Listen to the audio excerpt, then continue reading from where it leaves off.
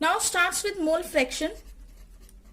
मोल fraction, mole fraction मतलब moles का fraction. What do you mean by mole fraction? Means mole का fraction. For example अगर आपको किसी भी चीज का फ्रैक्शन निकालना होता है तो आप कैसे फाइंड आउट करते हैं? सपोज करिए आपके पास ये एक शेप है, ठीक है, इसको मैंने इतना शेड कर दिया. उसी तरह से मैं यहां पर ले लेती हूं, इसको मैं इतना शेड कर रही हूं, इसका ये वाला पार्ट मैंने शेड कर दिया है, ठीक है. और यहां पे ये लिया मैंने,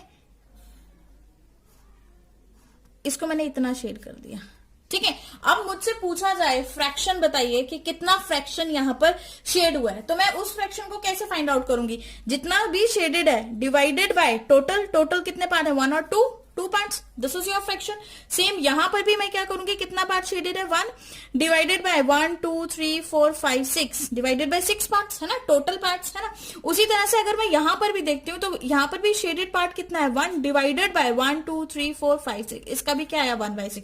दिस इज फ्रैक्शन, जो कि हमेशा क्या होती है? Less than 1. हमेशा फ्रैक्शन जो रहती है वो आपकी लेस देन 1 होगी, ठीक है. तो मोल फ्रैक्शन जो है वो क्या डिफाइन कर रही है यहाँ पे कि आपको मोल्स की फ्रैक्शन लेनी है. तो मोल्स के लिए अगर आपको फ्रैक्शन निकालना है तो हम कैसे निकालेंगे? मोल के लिए अगर निकालना है तो मोल अपॉन टोटल मोल, है ना. मोल फ्रैक्शन हम निकालते हैं किसके लिए? सॉल्यूट के लिए भी और सॉल्यूशन के लिए भी. हमको पता है कि जो हमारा सॉल्यूशन होता है, सॉल्यूशन है, वो किसके इक्वल है? सॉल्यूट प्लस सॉल्वेंट के इक्वल होता है, ठीक है. तो इसकी भी मोल फ्रैक्शन निकल सकती है और इसकी भी मोल फ्रैक्शन निकल सकती है. क्लियर है? तो मोल फ्रैक्शन सॉल्यूट के लिए भी होती है और मोल फ्रैक्शन सॉल्वेंट के लिए भी होती है. मोल फ्रैक्शन को रिप्रेजेंट किया जाता है, mole fraction is represented by x. किससे रिप्रेजेंट करोगे आप उसको? एक्स से रिप्रेजेंट करोगे. अगर हमें सॉल्यूट के लिए निकालनी है तो फॉर सॉल्यूट, अगर मुझे सॉल्यूट के लिए निकालनी है तो मैं क्या करूंगी? एक्स सॉल्यूट लिखा, ठीक है. एक्स सॉल्यूट किसके इक्वल होगा? Number of moles of solute, ठीक है, जिसका निकालना है. जैसे मुझे किसके लिए शेडेड पार्ट निकालना था तो 1 लिखा था डिवाइडेड बाय टोटल. तो आपका टोटल क्या होगा? N solute plus n solvent. यहां पे आप इसके नीचे सॉल्यूशन नहीं लिख सकते, वो बिल्कुल गलत हो जाता है, ठीक है. तो आपको ऐसे ही डिफाइन करना था टोटल मोल्स. कैसे? Number of solute plus number of moles of solvent, ठीक है. उसी तरह से अगर मुझे एक्स सॉल्वेंट के लिए मोल्स निकालने हो तो एक्स सॉल्वेंट के लिए हम मोल्स कैसे निकालेंगे? Number of moles of solvent ऊपर आ जाएगा, जिसको फाइंड आउट करना है वो आपका न्यूमरेटर बन जाता है, ठीक है.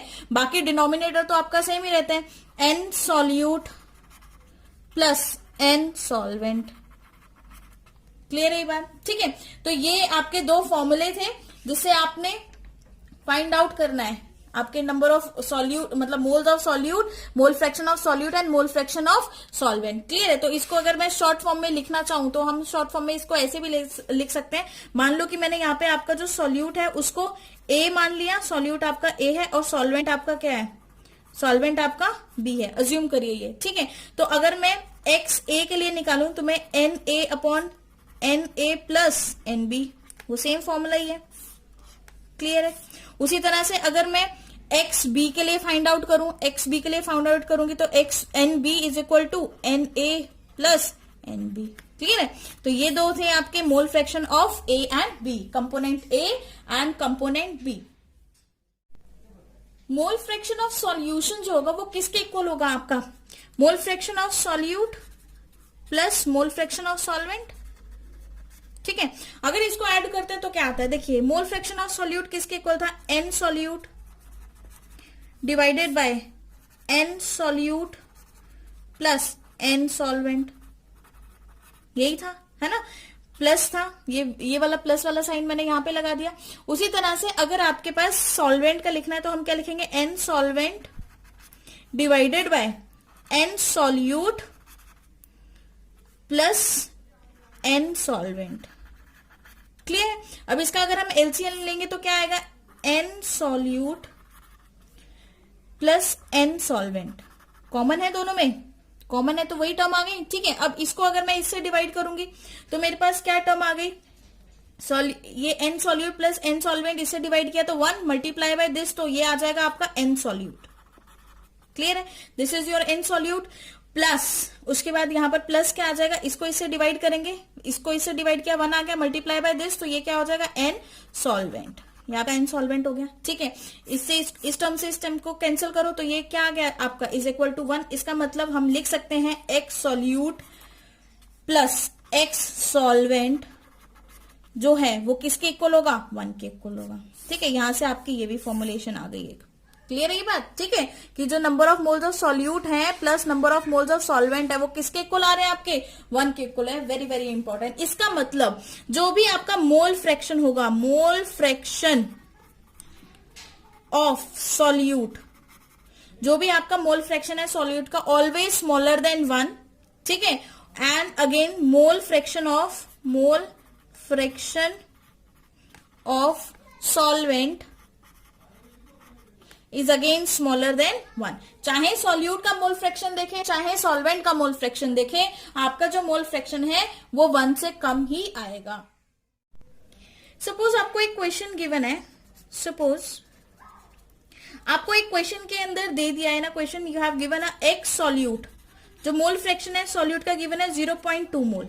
ठीक है, और आपको कुछ भी नहीं गिवन है, तो अब आपने क्या करना है, फाइंड आउट करना है। ठीक है, तो अब आप क्या करेंगे, तो हमेशा याद रखना ये एक शॉर्ट ट्रिक है आपके न्यूमेरिकल्स को सॉल्व करने के लिए। देखिए जो आपका मोल फ्रैक्शन है सॉल्यूट वो कितना है, 0.2 मोल। अब आपको पता है कि ये 0.2 मोल को हम कैसे लिखते हैं, 2/10 लिख सकते हैं डेसिमल हटा के। अब आपको पता है एक्स सॉल्यूट जो है, मतलब सॉल्यूट का जो मोल फ्रैक्शन है वो किसके इक्वल होता है, वो होता है n solute upon n solute, ये पूरा कर देती हूं, n solute plus n solvent, इसके इक्वल होगा कि नहीं। ठीक है, तो अगर मैं ये अज्यूम कर लूं कि जो ये है तो आपके total number of moles of solute ये है, प्लस ये क्या है टोटल नंबर ऑफ मोल्स।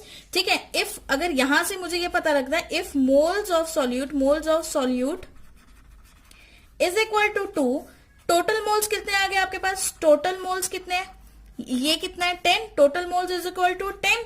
ठीक है, तो मोल्स ऑफ सॉल्वेंट आप निकाल सकते हैं यहां से, मोल्स ऑफ सॉल्वेंट हम यहां से इजीली फाइंड आउट कर देंगे। कैसे करेंगे, 10 - 2, टोटल में से मतलब आपके पास सॉल्वेंट का आता है वो कितना आएगा, टोटल में से आप सॉल्यूट को माइनस कर दो 2, तो कितना आ गया 8 मोल्स। ठीक है, तो इस तरह के अगर टर्म आपको कभी भी न्यूमेरिकल में मिल जाए कि आपको सिर्फ एक सॉल्यूट गिवन है, मतलब मोल फ्रैक्शन ऑफ सॉल्यूट गिवन है जो कि आपको दे दिया 0.2 मोल, तो आप इसको फ्रैक्शन में लिख के देखिए 2/10 आ गया, तो 2/10 को आप कंपेयर कर दिए उसके फॉर्मूले से। ठीक है, तो 10 का मतलब क्या है, number of solute plus moles of solute plus moles of solvent, और 2 क्या था आपका मोल्स ऑफ सॉल्यूट, है ना, ये इसके इक्वल हो गया। तो आपने कह दिया कि मोल ऑफ सॉल्यूट आपके पास 2 आ गया, टोटल मोल्स 10 थे, तो टोटल में से अगर आप सॉल्यूट का मोल माइनस कर दोगे तो आपके पास सॉल्वेंट के मोल्स तो बिल्कुल आसानी से आ जाएंगे। ठीक है, तो चलिए अब यहीं से क्वेश्चन स्टार्ट करते हैं। Question is determine the mole fraction of methanol, CH3OH is your methanol, and water in a solution prepared by dissolving 5.5 gram of alcohol in 40 gram of water. Clear है आपको? ठीक है, तो अब आपने क्या करना है, इस क्वेश्चन को ध्यान से समझिए और ये क्वेश्चन सॉल्व करते हैं। क्वेश्चन में आपको क्या गिवन है कि आपको मोल फ्रैक्शन डिटरमाइन करनी है किसकी, मिथेनॉल की एंड वाटर की, एक सॉल्यूशन के अंदर जो कि कैसे बनाया गया है 5.5 ग्राम एल्कोहल इज और मिथेनॉल। ठीक है, and in 40 gram of water. अब आपको क्या गिवन है, आप सबसे पहले तो आप लिखेंगे कि कभी भी न्यूमेरिकल सॉल्व करना होता है तो सबसे पहले आपको जो गिवन होता है आप वो लिखिए डायरेक्ट। ठीक है, तो आपको गिवन है mass of solute, mass of solute कितना है, मास ऑफ सॉल्यूट 5.5 ग्राम। वहीं पे आपको मास ऑफ सॉल्वेंट भी गिवन है, मास ऑफ सॉल्वेंट, सॉल्वेंट क्या है यहाँ पे वाटर। ठीक है, कितना गिवन है 40 ग्राम्स, और ये सॉल्यूट क्या है आपका मिथेनॉल ही तो है, यहाँ पे लिख लीजिए चाहे ये मिथेनॉल के हैं। ठीक है, सॉल्यूट आपका मिथेनॉल है and water is your solvent. अब यहां पर मुझे पता है कि मोल फ्रैक्शन निकालने के लिए मुझे मोल्स पता होने चाहिए। ठीक है, तो बस फॉर्मूला पुट करिए। ठीक है, एन आप सबसे पहले एन निकालेंगे CH3OH के, number of moles of CH3 क्या हो गया, W/M, weight upon molecular mass, given mass upon molecular mass. तो मॉलिक्यूलर मास आपको निकालना पड़ेगा। पहले CH3OH का मॉलिक्यूलर मास फाइंड आउट करिए, 212 into 1 plus 3 into 1 plus 16 plus 1। ठीक है, तो अगर आप इसको टोटल करेंगे तो ये आपके पास टोटल कितना आएगा, 12 plus 3 plus 16 is equal to 32। ये आपका क्या आ गया, मॉलिक्यूलर मास, 32 यूनिट्स आपका मॉलिक्यूलर मास आ गया। तो number of moles of CH3OH is equal to given mass, आपको कितना मास गिवन है मिथेनॉल का 5.5। तो यहाँ पे वैल्यूज पुट करेंगे, 5.5 डिवाइडेड बाय 32। ओके, तो डिवाइड करने के बाद जो आपका आंसर आया, आपके टोटल नंबर ऑफ मोल्स जो फाइंड आउट होके आए हैं यहाँ पर, वो कितने आए हैं, 0.17 मोल, 0.17 मोल। ठीक है, तो ये आपके थे मोल्स, किसके मोल्स से, ये मिथेनॉल के, CH3OH के, N ऑफ CH3OH आपने यहां से फाइंड आउट कर लिया, 0.17 डिवाइड करके आ गया। वहीं पे अगर मैं मोल्स वाटर के निकालती हूँ, NH2O निकालती हूँ, तो उसका भी सेम वही फॉर्मूला है, W/M, गिवन मास कितना है 40, वाटर का मॉलिक्यूलर मास होता है 18। ठीक है, कैंसिल आउट करिए, ये आपके आ जाएंगे 2.2 मोल्स। ये कितने आ जाएंगे, 2.2 मोल्स। ये किसके मोल्स हैं, आपके N वाटर, किसके मोल्स आ गए, आपके N वाटर के। ओके, तो अब आपको पता है कि मोल फ्रैक्शन में फॉर्मूला पुट करिए डायरेक्ट। अब आपके पास फॉर्मूला आपके पास है ही, तो मोल फ्रैक्शन अगर आपने CH3OH का फाइंड आउट करना है तो आप क्या करेंगे, NCH3OH है ना, number of moles of solute divided by किससे, number of moles of solute plus solvent, मतलब टोटल नंबर ऑफ मोल्स। ठीक है, तो प्लस N सॉल्वेंट क्या आपका वाटर, तो यहाँ पे वैल्यूज पुट करिए, 0.17, number of moles of solute कितना है 0.17 डिवाइडेड बाय कितना आएगा, 0.17 प्लस 2.2। ओके, तो ये जो कैलकुलेट करके आपकी जो वैल्यू आएगी, ये तो 0.17 रहेगा, और इसको ऐड करके जो आपके पास आएगा वो आएगा 2.37। कितना आएगा, 2.37। तो इसको अगर हम कैंसिल आउट करेंगे, डिवाइड करके जो हमारे पास वैल्यू आएगी X CH3OH की, वो कितनी आएगी, 0.071। कितनी आएगी, 0.071। ठीक है, तो मोल फ्रैक्शन आपने यहां से किसकी निकाली, मिथेनॉल की।